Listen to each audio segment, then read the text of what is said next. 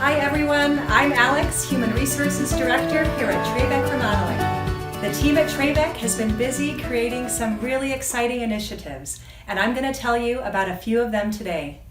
After the housing market crash 10 years ago, there was a shortage of jobs in the trades. As a result, skilled craftsmen left the industry and the younger generation stopped showing interest in learning those crafts. I'm confident to say that every contractor out there has felt the pain in staffing. We here at TraVek decided to do something about it.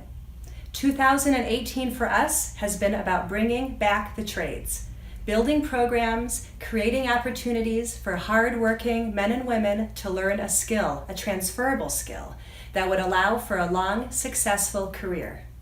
TraVek introduced our Apprenticeship Program this year after seeing a huge gap in skill sets amongst applicants.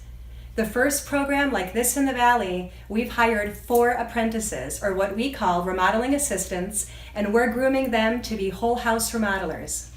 We've gotten them onboarded and through on-the-job training have taught and fostered the craftsmanship of a quality remodel, as well as how to provide exceptional customer service, something we like to call the ultimate TraVek experience.